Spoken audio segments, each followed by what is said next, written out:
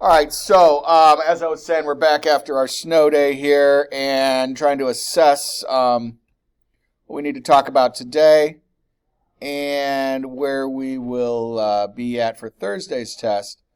We're looking at Chapter 5, definitely, and Chapter 4, what we covered out of 4 at any rate.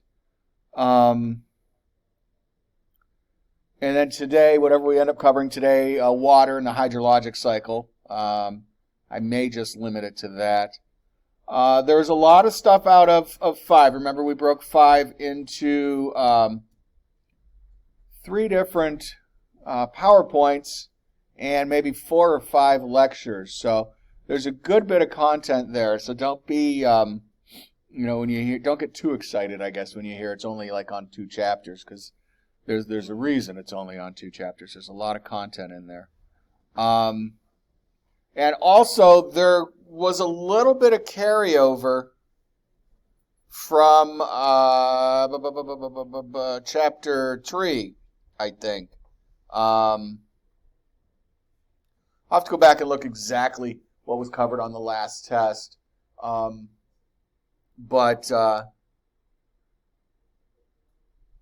Well, actually, let's just do that here.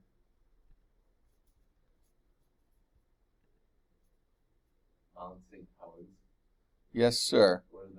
It's a volcano over on the west coast that erupted in the early 80s. And it's basically the only... sorry? Washington State. Okay.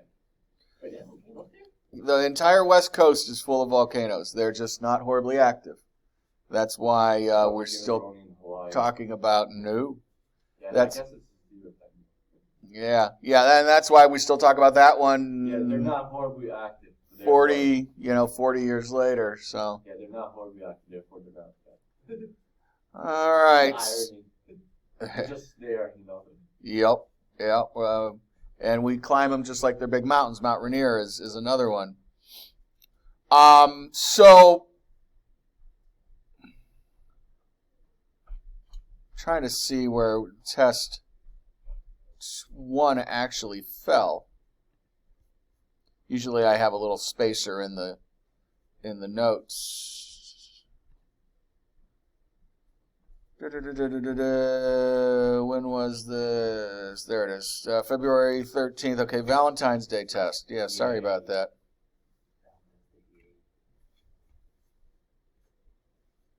So lecture casts, we'll go back to here. So the test fell right in here. Okay. As I said, I think a little bit of 5 actually went on to the last test, but for continuity measures, let's do all of 5 for this test. So we'll go all the way back to 5.1. Look at it as freebie questions, okay? Since you've had them once and we went over the answers, discussed them. Hopefully, if you didn't do so great on them the first time, you'll do better the second time. And once you look at the PowerPoint from 5.1, those terms will come back to you. I think it was the community and population, that kind of stuff. Then evolution, we talked about for a while. Then 5.3 was interactions. That was more of the food web kind of stuff. All right, predator, prey, so on and so forth. And then, again, 4 was the cycles. All right. I will try to limit the questions on those and not get too deep, but we will have to, discuss some of it. There's the leap year video, as I mentioned. That's all of 10 minutes long. And then what we do today, okay? So that's a decent amount of material. Just like the first test, it will be on your class site. It will be open actually a little earlier than 9:30. And I'll tell you why in a minute. I will be sitting here. If you want to come to class and take it, again, I strongly recommend that. You're able to ask me questions and so on and so forth. So that is recommended. The reason I will open it early And actually, I'll be on the other side of the building at 8 o'clock. If you do want to take it with me and you want to take it early for some strange reason, you can come into that room and take it. Midterm grades are due at noon. Okay? And I know many of you would very much like another grade in the books to buffer, for lack of a better word, buffer your first test grade. Midterms don't have anything to do with lab, okay? Only your lectures. It's really all I have to grade you on, that in attendance. So if you want test number 2 included in your midterm grade, I need it done fairly early in the day, okay? I asked them if I could have until noon on Friday, and they just can't. That's too much of a change for them to make in the system, and they like their naughty list. They start sending them out. Actually, they start sending it out on Wednesday if we haven't turned in grades yet. They start getting all antsy. So, at any rate, so if you want that to be part of your midterm grade, again, midterm grades aren't official or anything like that, but I know many families, many parents, whatever, still look to those as an indicator as to how you're doing, and some of you guys, do as well. So that'll be going on. All right, so questions about Thursday's test? Okay. Do not attempt to take it on your phone. I think I mentioned that before, but I do think still a handful of people might have tried. Please, if you don't have a laptop or a tablet or a desktop, there are many computer labs around campus that you guys have access to. So please take it on a sizable screen that doesn't have email and Instagrams or whatever the hell you kids listen to these days popping up every 35 seconds, okay, confusing you and distracting you. So, okay. And then I'll see a handful of you in lab, and then it is finally, thank goodness, spring break. All right, I had a very startled student yesterday. I'm not sure why. It wasn't a good startle. She was actually a little upset. Next week is spring break, so it's time for a break. Relax, enjoy, recoup. I know most of you will just keep on working, but at least you won't have classes to worry about. So then we come back. All right, we'll get back into things. All right, so without further ado, some ado. I have to find the water PowerPoint, but otherwise we'll get right into things here. Might actually be in this list.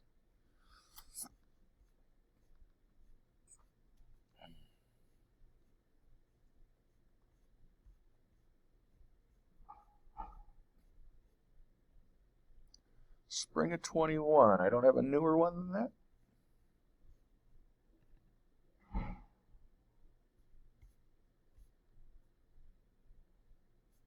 Yeah, that looks about right.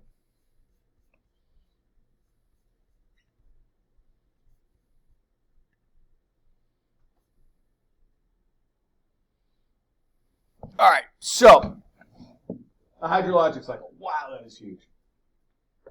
The last room I was in, it's literally not even as wide as the title is there. The screen image. It's crazy, the disparity. I feel like we ought to watch a whole movie on this screen or something. So hydrologic cycle. All right, we talked a little bit about this already. Hydro, water, obviously. Logic, the end of that. Logi, logos. All right, ology.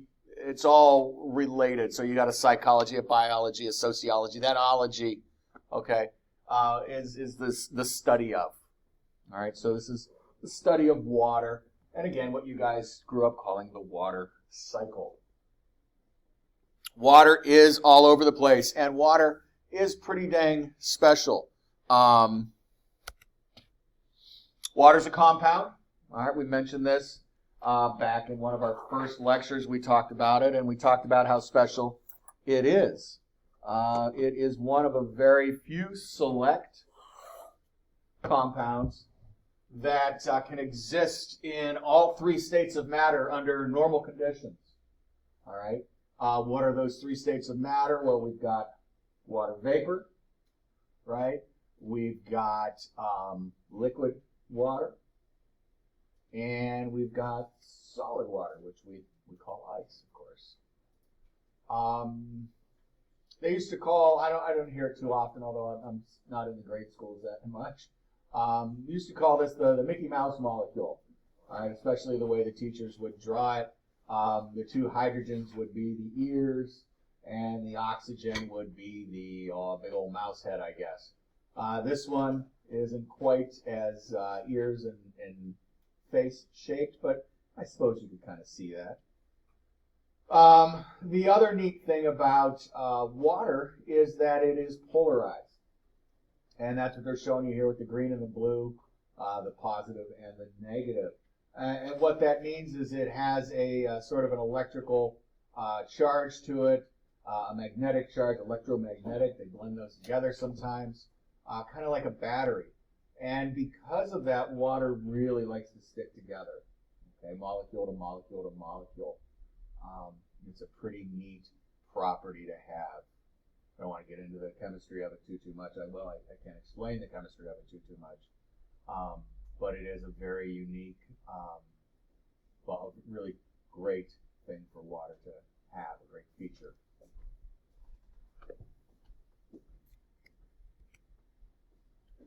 Way too much text for this slide, I apologize. Should be about half this. Water, as we said, or hopefully implied, water is a lot of places on this planet. It's in the atmosphere. It's on the surface of the earth. It's on the land. It's in the oceans. It's underground. The first set of bullets here, and I know why I crammed all this in. I wanted you to see sort of the nesting, the relationship here. But as I said, this really should have been a couple slides.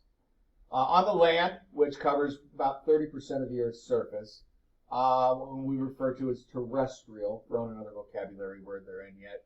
Most of you know that word, but for the handful that still don't. Terrestrial. I'm blocking over there, sorry. We have fresh water, for the most part, on land. Sure, there's a handful of inland seas. Sure, you've got Salt Lake over there in Utah. I actually had the opportunity, I won't exactly call it the pleasure, of going into Great Salt Lake. It is pretty funky. It's full of sea monkeys, for one thing. If you guys have never seen sea monkeys, they're tiny little critters, and it's quite an experience, let alone the saltiness of it. It's not the same as the ocean. And I tried not to taste it because of all the sea monkeys, but I did get a little in my mouth. It is a different thing. But for the most part, we say that on the surface of the earth we have fresh water. Okay, I'm sorry, on the land we have fresh water. That's tied up in streams and lakes, as you know. Stream, it's worth pointing out, stream is a collective term we use in biology, geology, environmental science, for just any running water. All right. Yeah, there's rivers, there's creeks, there's brooks, there's streams, and in our mind, those usually refer to size. Not always, but usually refer to size. And we don't generally care about the width or the depth of the. So they picked one word. Okay. This usually comes up when you're doing the topographic maps lab. And my students at any rate, they're always like, well, you told us to use a stream. I only see a river and a creek. Can I use what? Yeah. Sorry, I forgot to mention. We hadn't gotten to this conversation yet. So when we say streams, that's what we mean. And lakes. Okay, and the same thing goes. Yeah, there's ponds and so on and so forth. But you guys don't usually ask about that. But the streams thing really throws you off. So that's surface water. Okay. And then we have something called groundwater. Again, you've heard of groundwater. If you have a well or someone you know has a well, that's what they're tapping into. I don't know. We'll see where the semester goes. I I don't think we're going to do, we might do groundwater, but probably we won't touch on streams that much. We get it in geology, but there's more stuff to talk about in here. So you've got your groundwater, and then we also have ice, okay? There are the glaciers, which are on land, and then what we have here is sea ice, and I suppose that should technically be under the oceans, but a lot of what we call ice caps, okay? And I guess here's probably why I chose to put it here. On the South Pole, you've got Antarctica, of course, okay? Antarctica is covered with ice, and it's hard to tell where Antarctica ends and where the ice, at the shoreline, for lack of a better word, the ice often keeps going, okay? And those are the ice sheets you hear about that are breaking off and so on and so forth. So when you have ice there, it's land ice, it's surface ice, okay? The North Pole, though, there's no land up there. Again, as you probably know, you've seen globes. You've got Northern Europe and Asia around the one side, and then you've got Northern North America coming around the other side there. So Santa Claus and all his reindeers and whatnot, they're actually set up, if they truly are, at the North Pole and not in Alaska or Siberia. They're on, ice sheets. Siberia is a region in Russia. Yes, it is. They're on ice sheets, okay? And those are, as you've heard, melting away, and some people are excited because now they can get a ship through pretty much all year round, which was impossible not that long ago. So, and it's a difference, and again, I don't want to belabor it, but when they're talking about ice melting, okay, and sea level rise, there's a huge difference as to whether they're talking about land ice or the ice that's already in the water. Many of you over the last 20 years, I'd like to think, have had a glass full of ice and beverage, and you realize that when that ice melts, it doesn't overflow your glass. It's actually compensated for it, right? Its volume. It's the ice on the land that is the concerning part here, because that is outside of your water glass, so to speak. So, yes, it's bad for a handful of reasons when the sea ice melts, but it's not the sea level raising kind of stuff.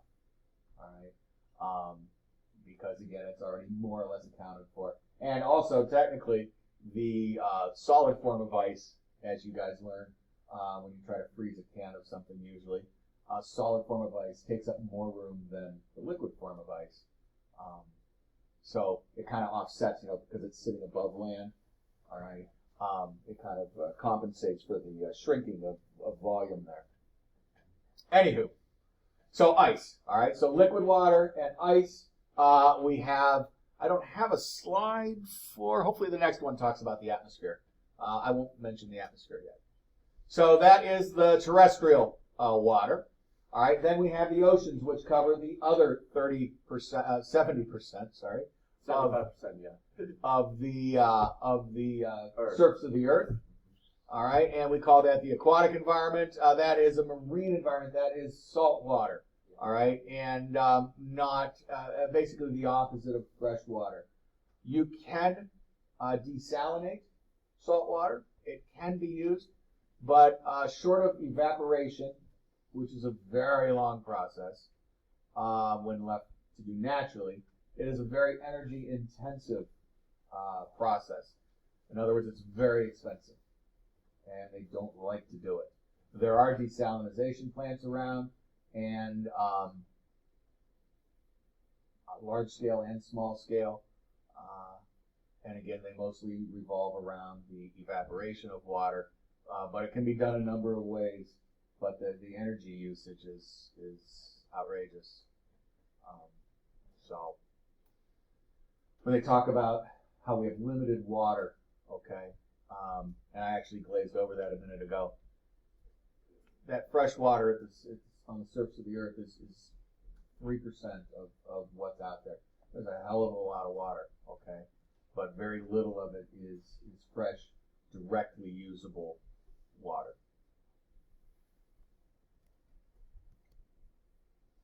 No, so I did not mention the atmosphere. So we'll just leave it on this slide for a minute. And then we also have water in the atmosphere. Water vapor is not the hugest component, okay, but it is definitely out there. And even on the most humidest days, you might argue that it's, 30, 40, 50% of the air that's around you, but even then it's only just a couple percent. It's just, you really, really notice it. But higher up, of course, are clouds. Come from water vapor. Clouds themselves are not water vapor. They're either liquid water or crystal water, ice. And all the precipitation we get, okay, all comes from water vapor. And we'll touch on that with the water cycle, how that all moves around and all that happens here in a couple minutes. I want to take some time and talk about where our water came from. There's a couple ideas out there. One of them certainly has more supporters than the other. But in the end, like most things, it's pretty much a combination of the two. So the primary source of the Earth's water is a process that we call outgassing. While water vapor isn't a huge component in our atmosphere right now, when a volcano erupts, be it the big pointy mountain kind or just a giant fissure or crack in the surface of the Earth, think of all that smoke that you see billowing out all the time. That is 99% water vapor. Well, high 90s. A lot of water vapor. And the idea is that we didn't really talk about the origins of the Earth here very much, but when the Earth was first coming together, all right, it was basically a big molten, gooey ball of stuff that eventually hardened. We got a crust, so on and so forth. We know that the inside of the Earth, of course, is still molten, and we could extrapolate back from that, sort of reverse engineer, if you would. So we have a good idea how things came together. After the crust itself arrived, we had more or less worldwide volcanism, all right? And during those volcanic events, a lot of water vapor was released. Where does our atmosphere come from? You guys remember that? We talked about that briefly. Hydrogen. Well, not what's in it, but why does it, what holds it to the Earth? Gravity. Yeah, Earth's gravity, okay. So some people, they're like, well, if the whole thing was lava or magma, whatever you want to call it, before it solidified, and the atmosphere is a function of gravity, why didn't we have an atmosphere, like from moment one? Great question. But the thought is, of course, that because the entire planet was boiling magma, that even though the gravity was there to hold the atmosphere, the temperature was just way too high. All right. So once the majority of the surface cooled off, became solid, and we only had these random cracks here and there, albeit all across the planet, but sort of the ambient temperature, surface temperature, was a lot lower. And these gases didn't immediately boil off. They were left to build up, all right? And stuff broke down the water vapor, and we eventually got the oxygen, and we won't go into that. But a lot of the water vapor just went up into the atmosphere and condensed into clouds and, again, into the process that we started. This is essentially the beginning of the water cycle. So what we teach is that the Earth's water primarily came from outgassing of volcanoes back on, well, we won't say day one, but it was day something, okay? And it rained, and it rained, and it rained, and it rained, and it rained, and it rained, enough to more or less fill up the oceans. Wait, aren't comets stars? No. Oh. We'll get there in a minute, though. So that's a lot of rain, and I get that that's hard to swallow, no pun intended. but that's what we got going now. All right, that's the idea. Basically, that there was no water before this outgassing. We're literally planet building here. You got to go back and think about it as a process. And then afterwards, we had the oceans. Now, yes, that took a long time. We can't even begin to put a timestamp on that. And it is an ongoing event. You guys may or may not know a whole lot about plate boundaries and stuff like that, but that's where we tend to see volcanoes. All right, and many of those plate boundaries are in the ocean floor. There's tons of water going down at these plate boundaries. It goes down into the earth. It gets mixed up in the magma and lava, and then it comes back out in a gassy, sputtery mess when these volcanoes are erupting. So it is ongoing. We take the water out of the oceans, we put it back into the atmosphere through these volcanic events. So that in the vocabulary word there is outgassing. And again, it's the primary source of the Earth's water. It's a closed system, all right? Short of bullet number 2 here. And no, comets are not stars. They are, word they usually use is like dirty snowballs. Okay? Dirty snow. They are remnants in the solar system left over from when things were coming together.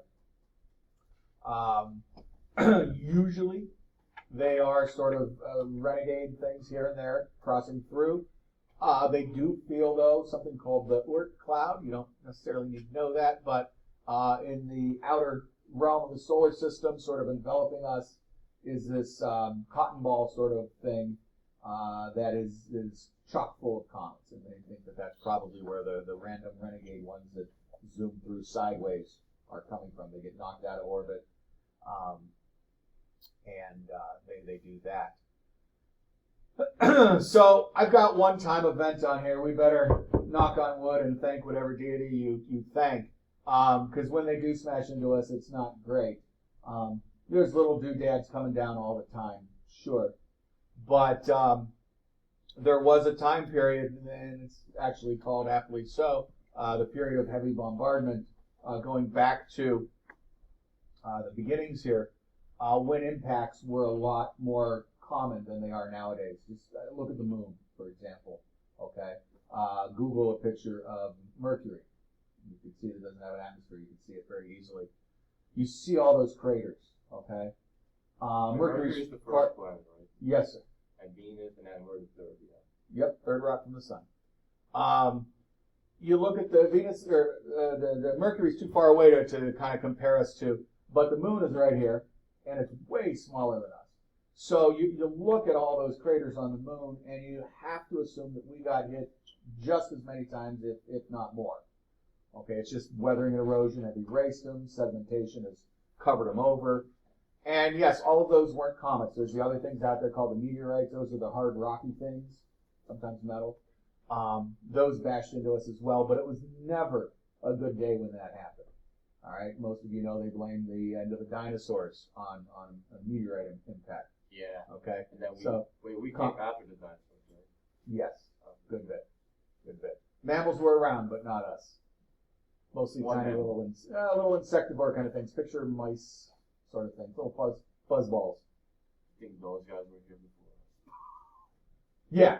We have fossils of them alongside the dinosaurs. So anywho, the comets came, and again, as they're mostly ice, we've now landed on a Comet or 3 with our little droid probes, and we've sampled them, and we know what's in there. They had a good idea for a while what it should be, but we've been able to actually gather data from them now. And so comedic water from comets is remember the word isotope? It's a slightly different isotope than earthly water, for lack of a better word. And we do see it in the oceans.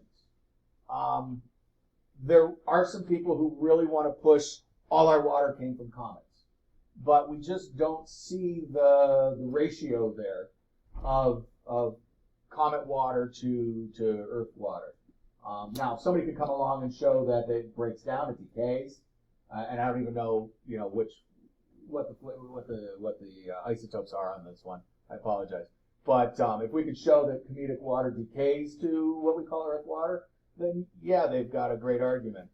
But to my knowledge, they have yet to do that.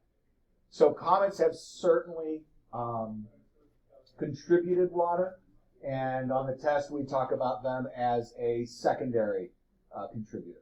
Okay, but the primary, number one, source of the Earth's water is outgassing, and then comets are coming in a far second, but definitely as a contributor.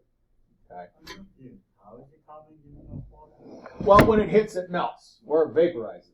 Yeah, vaporizes. Yeah. That's the So, word. it is like we said, it is ice plus some other stuff, water ice, kind of like what we're looking for on the moon and hoping to find on Mars in order to make that all colonizable.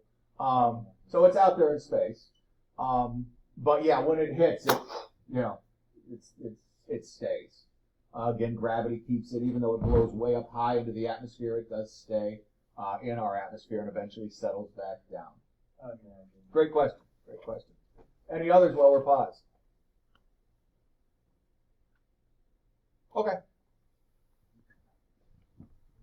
This is actually my field of stuff. I'm a historical geologist, so this is like CSI kind of stuff. I kind of dig it. So I'll talk for hours about it, so don't let me. This is a neat little analogy. I was never an English major, so I don't know my analogies for my metaphors, but tries to compare the Earth's water to one of your typical water bottles, which you guys don't have. That's good. You should be using these reusable bottles. I still can't quite get the hang of it, but you've seen a water bottle, okay? And on the surface of the Earth, we've got different types of water. Again, if you spend any time at the shore, you've been lucky enough to get there, or convince your parents this summer you've got to do a field trip for environmental science and hop in the car and drive east, okay? Not even all salt water is the same. If you've been back bay, if you've been on a bay, if you've been out straight, on ocean legit, and or if you've been in an inland pond, it's all over the spectrum. So we've got briny water, which is, if you would, hypersaline, super salty. Don't worry about the parts per million. I'm not going to quiz you on that. It's just trying to give you, actually parts per thousand, sorry. That's what PPT stands for, by the way, parts per thousand. And if it was ppm, parts per million. Anywho, so brine water is super salty, and that's what we had in Salt Lake. And I was talking about sea monkeys. The proper word would have been brine shrimp. Some of you put those in an aquarium to feed critters and whatnot. But then below that we have saline water, normal seawater, if you would. But even that varies from 30 to 50 parts per thousand. Brackish water. You may have heard the word. You probably haven't used it yourself. That is, in an environment, and we'll actually use this word at some point in the semester, sort of an estuary environment. That's where fresh and salt come together, where the Hudson joins the Atlantic. Okay, we've got the bay down there, and any other bay, Chesapeake Bay, if you know that area. Okay, you've got all of this fresh water washing in, mixing with the salt water, typically in a semi-enclosed environment. Think about a bay. It's a big sort of comforting hug kind of thing, a big pot or a bowl. And it allows for that mixing. You could also think about those crazy stories you hear about a shark coming upstream, okay, in the Hudson. Again, that's because there's this area where it is sort of mixed. And if they can deal with the lower salt tolerances, then they can go as far as they can go. Those of you that fish might know about the salmon. That's another thing. Okay, they make a huge trip coming in through the Atlantic, down through the St. Lawrence. And again, you get coming down into Oswego. Obviously, it's not salt water there. But those critters along the way, they slowly but surely are able to tolerate going from salt to fresh. And somewhere in there is some wonderful evolution, that's for sure. So anyhow, brackish is that half and half. And that's, in my mind, that's how I always know when we're getting close to the beach. Usually the way we have to travel, my wife works all day, so we're not getting on the road till later, and we're getting into town super late, so you can't see anything, but boy, you could smell that water. And some people don't like it, but for me it means I'm almost to the beach, so I really appreciate that. But it definitely has a smell to it, the brackish. And then lastly, fresh. All right. And again, there's some salt in it, but very, very negligible. So fresh water is at the very, very bottom. You know, that last sip you might have left in your water bottle that you question whether you even want to drink sometimes. Okay. That's all the way down there. And then practically half your bottle is brackish. Then your saline, and then your hypersaline.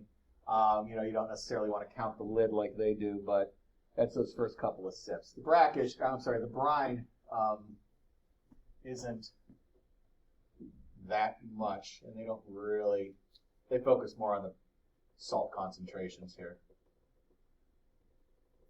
And it's worth noting, just for the halibut, in case we don't ever get a chance to talk about it again, when they say salt water, it's not just sodium chloride, right? If you've ever had a mouthful of the sea, you know that. But for those of you that haven't, there's a whole lot of other things dissolved in there. And I'm not just talking about, you know, fish pee and crab poop, that kind of stuff, but many other dissolved minerals. So salt water, if you may have had to gargle, you know, if you had a sore throat and they told you to mix, you know, a tablespoon or two of salt in a cup of water, it's not like that at all. It's quite different. So salinity. All right, now finally our hydrologic cycle. I do want you to draw a diagram. It does not need to be this complex by any means. Maybe take half a piece of paper where you're taking notes and draw some land sloping down. Draw another line meeting that land over here to be your water level. Put a sun, a cloud, and a tree. I'll give you a minute. Don't worry about all the arrows yet.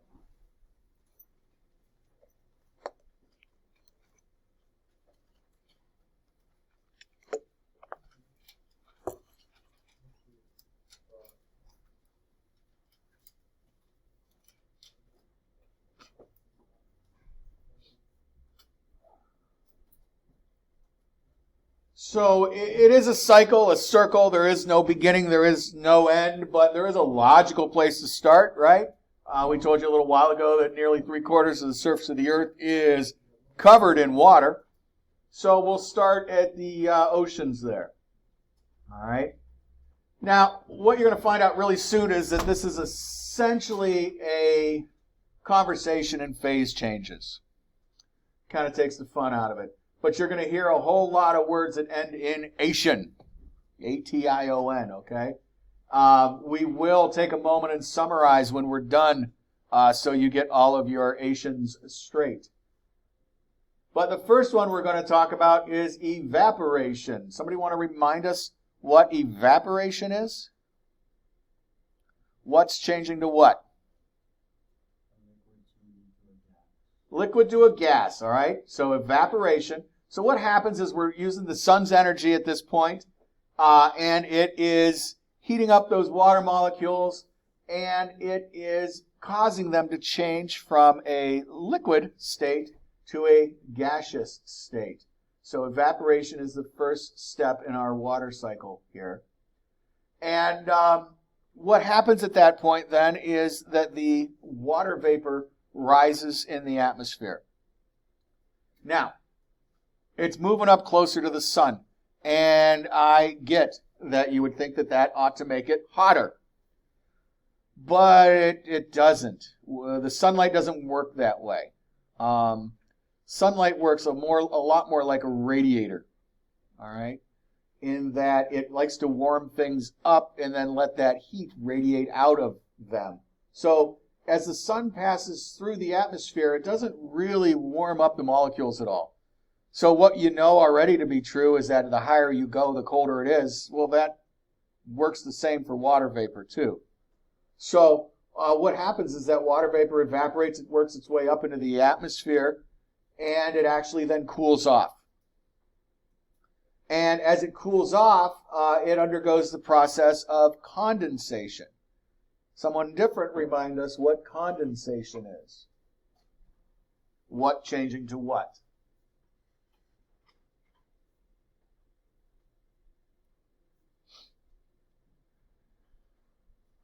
Evaporation was liquid to gas. Condensation is, okay, anybody? Gas to liquid, thank you. So a reminder, I said it a couple minutes ago, we're reiterating it now. Clouds are not water vapor. Clouds are liquid water or ice crystals, okay? In this conversation, we're going to keep it liquid water because we don't want to introduce the term for gas to solid right now. We will get to it, though. It has a word. So condensation, the water vapor goes up, it cools, and it condenses, and it turns back into water droplets. Those water droplets, because of the property we mentioned a little while ago, the polarity, all right, they like to stick together. So those water droplets start clumping together, clumping up, and very soon it forms something we recognize as a cloud. Now those clouds get blown around. We don't get to talk about the weather so much in here, but you know that clouds move around, weather moves around. So now we're going to conversationally take that cloud and put it over the land. And it's going to continue to pick up some moisture because we need the water droplets in that cloud to get bigger and bigger and bigger. And eventually at some point, the gravitational pull of the earth is stronger on those water droplets than the fact that they like to stick together in that cloud. And the drops get so big that the cloud starts to tear itself apart, okay? And it falls as liquid water, which we call rain. All right, we'll just keep it at precipitation for the moment. But liquid precipitation we call rain. That rain falls to the surface of the earth, and at that point it does one of two things. It stays at the surface as, well, surface water, but we have a word for it. They call it runoff. All right? Runoff. Or it percolates down into the ground, trickles, if you would, into something that we call groundwater. At least they keep that one common sense.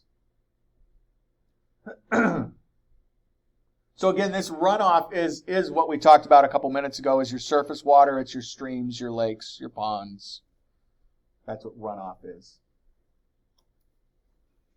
Now, whether you stay at the surface of the earth or you percolate down into the earth, gravity still takes its toll and you flow downhill. All right? And more or less downhill everywhere will get you back to, at some point, the oceans, wherein the sun warms you back up, you go up into the atmosphere, you cool off, and you condense and form water droplets. Those water droplets get heavy enough, they fall back to earth as precipitation. And it's worth noting here, I was joking about all of the words that end in ation. Precipitation is not a phase change, okay? Did you say Asian? No, remove the H and use the rest of the word. Asian. Oh, Yeah. Asian. So precipitation is not a phase change, okay? It is a verb, I suppose. It's also a noun, nouny verb, but not a phase change. Same thing for percolation, all right? Not a phase change. Thank goodness runoff doesn't end in ation, or there would just be no end to it. Now, you don't have to go to the oceans. You could go to large bodies of water. Heck, it could evaporate out of puddles in your street. You know that. You've seen them disappear, okay? But in this diagram, in this conversation, we're cycling it back through to the oceans. Now, there's other stuff in this diagram, so you know that's not everything, right?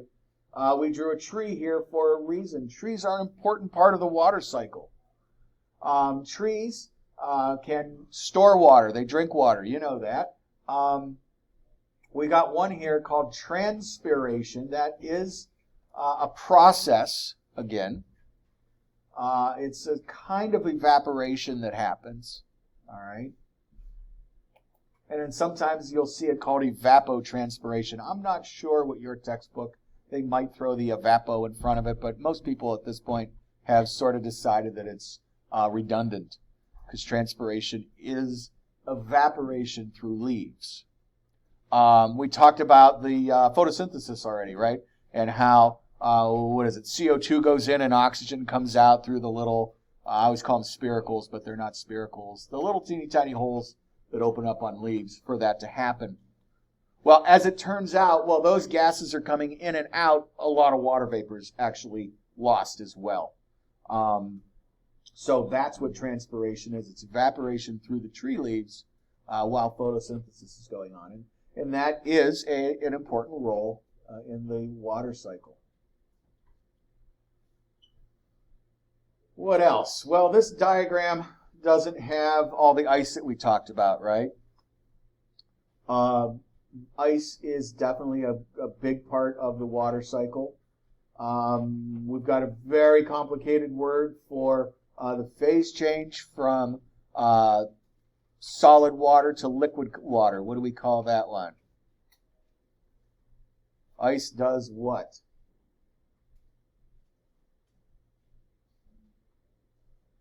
Yeah, I was joking. It's not a big complicated word.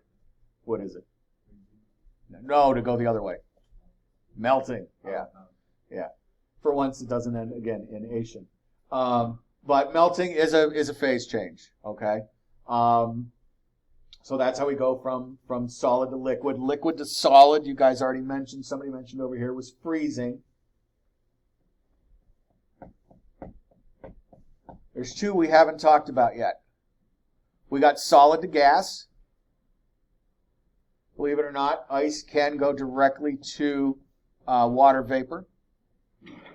Anyone know that one? Sometimes somebody knows it. Starts with an S. All right, solid to gas is sublimation. Sublimation. And that's what's going on in the fryers when we throw those patties out of the freezer right into the fryer and those bubbles go insane. All right, that actually gives off more energy. And this is something we're totally leaving out of this conversation because it's not a weather class. It's energy transfer that's really going on here. All right, as you go through these phase changes, energy is stored and released differentially. And that's really what's moving the weather around and all of that stuff. It's actually super deep. A lot of people like to tease the weather people about just standing and pointing and talking about this. If they actually got a meteorology degree, those people are super smart. They're going into like Calc 4 and fluid dynamics and all that stuff. It's some heavy stuff. There's a difference between the weather bunny, and there's male bunnies too. I'm not just picking on the ladies that stand there and point and look pretty, okay, but the actual meteorologists doing the stuff. There's some serious training there. So, anywho, and a lot of it is about that energy transfer. So, back to the ice, okay? We've got sublimation, all right? And then we've got one more that actually covers when gas goes straight to a solid, the sort of the opposite of sublimation, if you would. And that one's called deposition, all right? And that's the reason why you don't see Jack Frost on house windows so much anymore, but you will see on your car windows every so often those cool patterns that get made, and on leaves and grass and stuff as well. The reason that it has such fine detail is you're using, to borrow a computer word, your pixels are so much smaller, okay? You're going from a gas to a solid as opposed from a liquid drop to a solid. So you could see all the cool little details that are in there. There's a reason that the frost looks so different than just ice. So again, the water cycle is primarily liquid water evaporates, goes up into the atmosphere, condenses back into liquid water. Sometimes ice crystals, okay? Then again, it falls as precipitation. That precipitation has two options. It can stay at the surface of the earth as runoff. It can percolate down into the ground as groundwater and works its way back to another body of water where it evaporates again. We also have ice in the conversation. The ice can melt and join the water cycle in that way. The ice can evaporate directly. All right. And, of course, water can freeze and store itself as ice.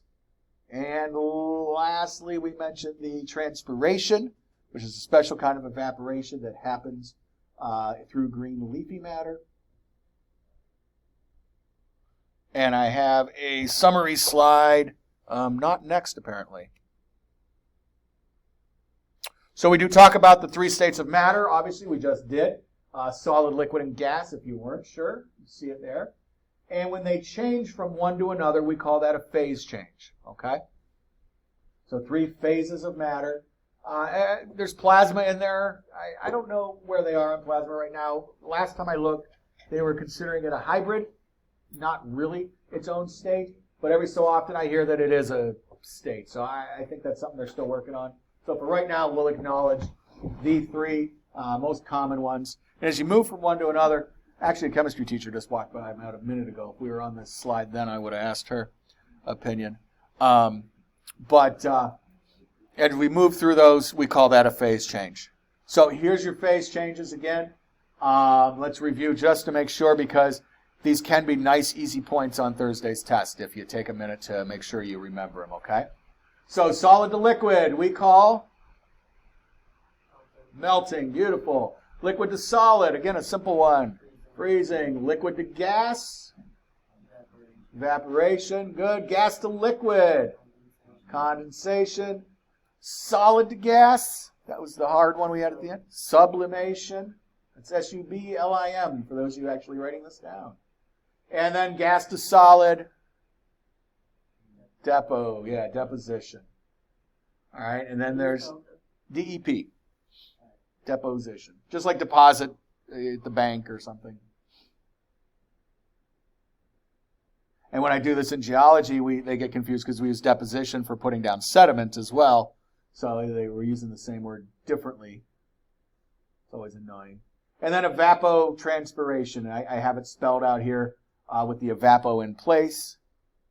But most folks these days just go for transpiration. That's evaporation through green leafy matter. Not all of those show up. It really depends on how many questions I need to get to a nice even number at the end. Whether I'm looking at 45 points or 50 points or 55 points, I can add or subtract these to round it up or down. They're a great place to go to. So it's nice not to miss those. So water in the atmosphere, water in the air, we talked about this. Primarily water vapor, okay? Obviously, in the clouds, we do have liquid water and crystalline water. I did not use the word condensation nuclei yet. We told you that water loves to stick together, but it actually needs a little something to get the ball rolling, a catalyst, if you would. Except the catalyst gets used up. This stays. A condensation nuclei can be a little particle, piece of dust, a piece of salt. In the context of this class, it could be some pollution. It could be a sulfur molecule floating around. Oh, you did have a question a minute or two ago. I apologize. Go ahead. I have 2. Does it need more than one nuclei? I don't think so. And the second one is how do clouds generate light?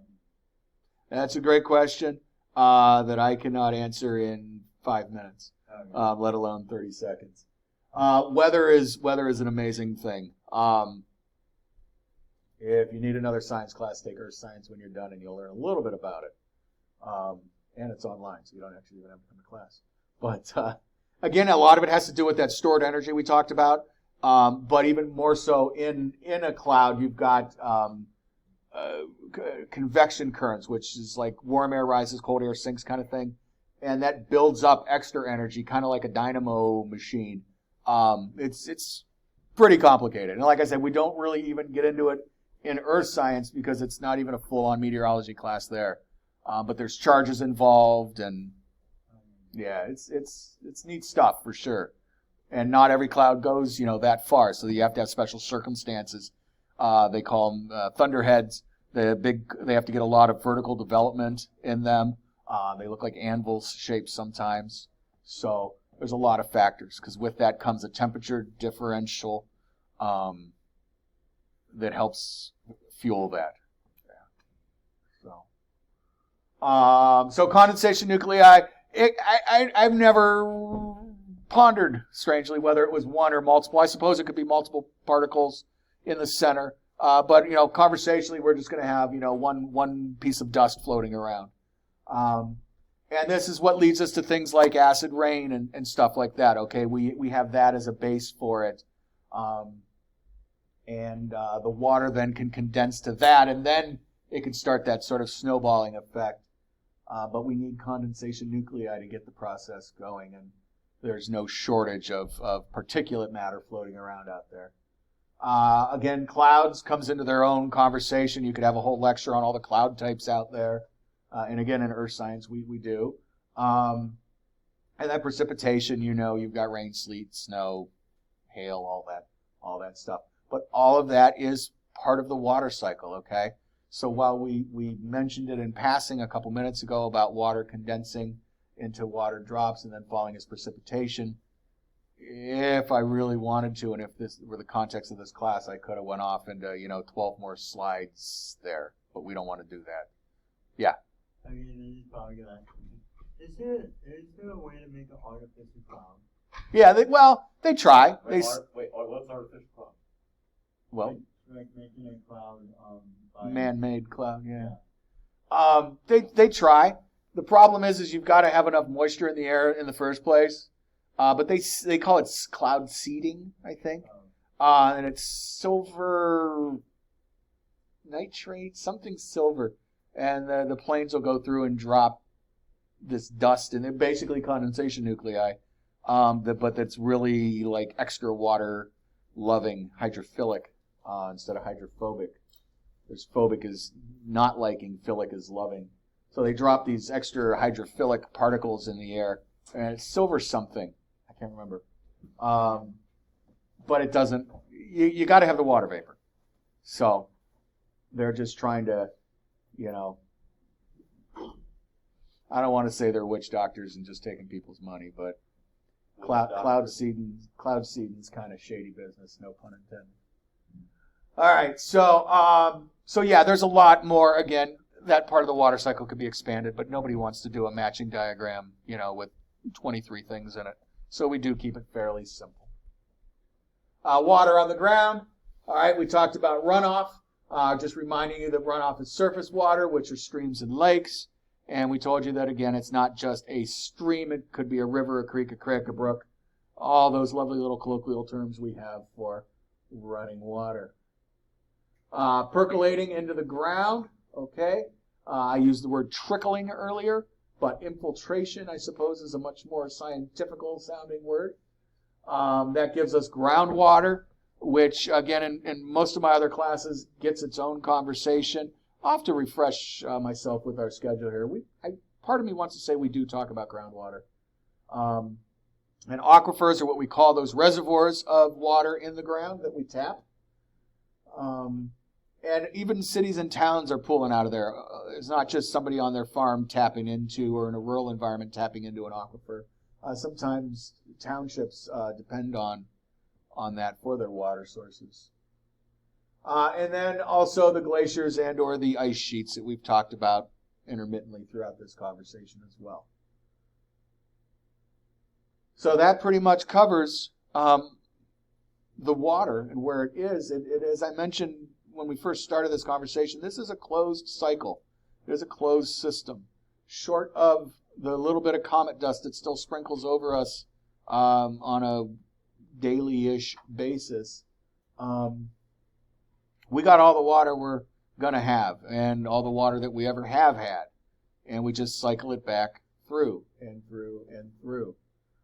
And, as we've gone through history on this planet, the biggest effector we see is how much of it is tied up in ice. All right. Now, even that is a function of the weather itself, the temperature. Okay. So you could say temperature is the primary controller, but when we see the ice grow and the ice shrink, that throws more of it into the liquid phase. And so even the water cycle itself isn't necessarily constant with respect to what, where we spend the most amount of our time and energy at. And that, my friends, is pretty much all we're going to talk about water directly right now, at any rate. After we take this next test, I will, sometime before, I will figure out where we're going next. But I don't think directly it's to talk about more water stuff. So let me hit pause on this here recorder.